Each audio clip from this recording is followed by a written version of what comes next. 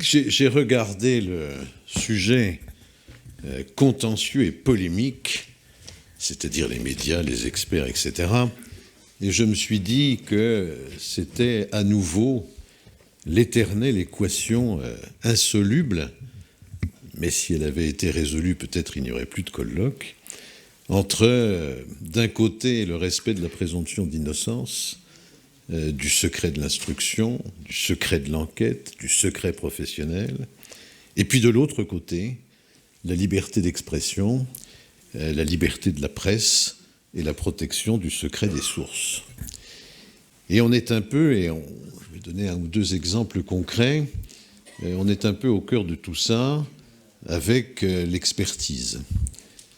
L'expertise à laquelle j'attache, et tout le monde attache, une importance extrêmement grande, parce que, de différentes manières, au bout du compte, dans la quasi-totalité des cas, c'est le résultat de l'expertise qui fait la décision. Donc c'est un sujet extrêmement important. Alors, vous avez cité mon ancienne qualité de rapporteur de la commission d'enquête d'Outreau, mais il y a une affaire, je vais en dire un mot, mais il y a une affaire plus actuelle que je connais bien aussi, puisque j'étais jusqu'à une époque récente député de cette circonscription, c'est l'affaire Adama Traoré. À l'occasion d'une arrestation d'un jeune qui s'appelait Adama Traoré par les gendarmes de la ville de Persan, le jeune en question est décédé et s'en est suivi une polémique extrêmement importante sur quelles sont les causes de la mort, sachant que les tenants de la thèse de la famille Traoré disaient que les gendarmes s'étaient assis pour bloquer le jeune en question à plusieurs sur le corps de l'intéressé, l'avaient asphyxié, et que donc, pour parler plus court, la mort était due à l'action des gendarmes. Et puis de l'autre côté, il y avait une thèse selon laquelle le jeune en question était déjà atteint de dysfonctionnement cardiaque, par exemple. Enfin, je me garderai bien d'entrer dans les définitions médicales que je ne maîtrise pas. Cette première expertise a conclu au fait qu'il y avait quelque chose comme une tumeur préexistante et que ce serait, je la fais courte parce que c'est sûrement dans les termes médicaux plus compliqué que cela, et que la mort du jeune en question était issue de ces malformations. Et ceci a été immédiatement repris par le procureur de la République de Pontoise, compétent pour ce territoire, ce qui était une manière aussi de conforter la thèse de la gendarmerie qui était mise en cause, et s'en est suivi une émeute. Parce que d'autres, c'est-à-dire la famille Traoré, considéraient au contraire, comme je l'ai dit à l'instant, que c'était l'action des gendarmes et leur attitude qui avait provoqué la mort du jeune en question. Bon. Ces conclusions ont été reproduites dans la presse, mais évidemment, en même temps, la famille a demandé une contre-expertise qui a abouti à des conclusions, je ne dirais pas inverses, mais en tout cas infiniment plus nuancées sur les causes de la mort. Bien. Et ces conclusions ont aussi été reproduites dans la presse. Ce qui, si ma mémoire est bonne, est interdit par la loi, puisque la loi de 1881 sur la presse interdit la reproduction de toute pièce en matière criminelle ou délictuelle faisant partie du dossier d'instruction ou de l'enquête dont le rapport d'expertise fait partie. En revanche, et la Cour européenne des droits de l'homme s'est penchée là-dessus à plusieurs reprises, il n'est pas interdit de commenter. En d'autres termes, on peut avoir connaissance, on peut commenter, mais on ne peut pas reproduire. Mais très allègrement, tous les jours, dans toutes les affaires un peu émouvantes, sensibles ou d'actualité, le texte des rapports d'expertise est reproduit. Vous me direz que ça ne coûte pas grand-chose, puisque la pénalité applicable, si par hasard l'infraction a été poursuivie, n'est que de 3 750 € d'amende, point.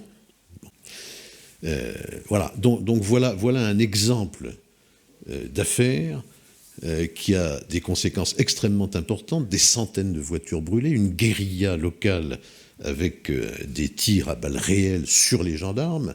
Enfin bon, et tout ça a été, pas que, mais tout ça a été nourri par cette polémique sur les rapports d'expertise qui ont été publiés dans la presse, l'affaire n'étant, à ma connaissance, à ce jour, pas jugée encore. Alors vous visiez Outreau.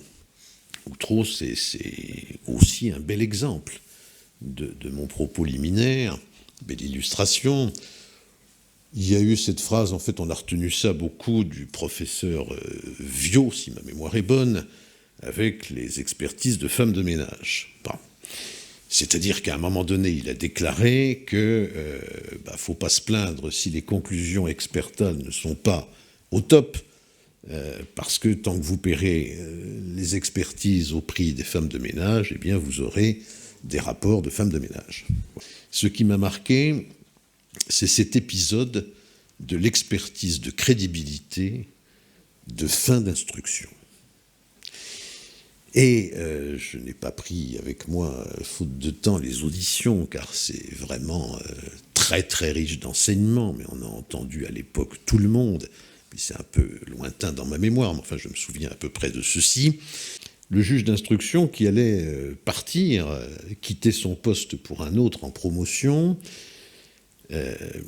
pour une raison qu'on peut imaginer, souhaite faire une expertise de crédibilité de Madame Badawi, qui Madame Badawi était l'accusatrice de tout le monde, etc., et qui finalement, vous vous en souvenez peut-être, devant la cour d'assises a dit tout ça est inventé, n'est pas vrai, etc., et tout ce qui s'en est suivi. Et donc le juge d'instruction, c'est là où je parle d'instrumentalisation, en tout cas c'est mon avis, le juge d'instruction demande à un expert local qui était déjà intervenu de trouver un expert plus capé, et l'expert local de nous dire on savait bien ce que voulait le juge d'instruction. Et effectivement, le rapport conclut qu'elle était parfaitement crédible. Ce qui veut dire que ça venait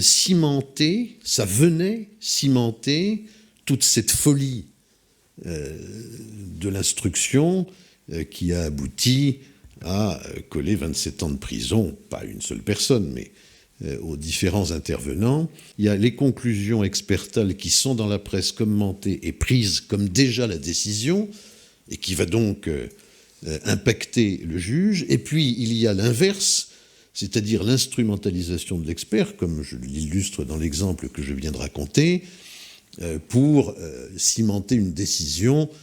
Et on peut se demander si, quand en fin d'expertise, on veut faire une nouvelle mesure d'instruction pour vérifier la crédibilité de tout ce qui a été dit avant, on peut se demander s'il n'y avait pas un doute dans l'esprit du juge à ce moment-là. Moi, je vous suggère une piste qui est simple et qui est lucide.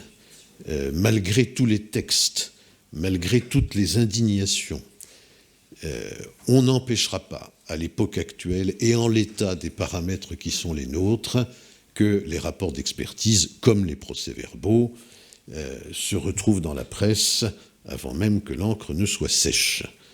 Parce que c'est comme ça, et que le secret des sources fait que, de toute façon, toutes les poursuites, et il y en a d'ailleurs fort peu, en violation du secret de l'instruction, etc., souvent n'aboutissent pas, mais encore une fois, il y en a fort peu. Je pense qu'en face, il faut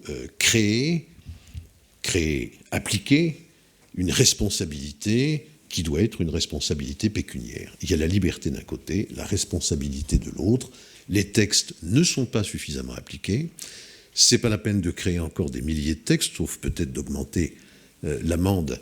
Si c'était un peu plus dissuasif, peut-être que ça aboutirait à faire évoluer les choses.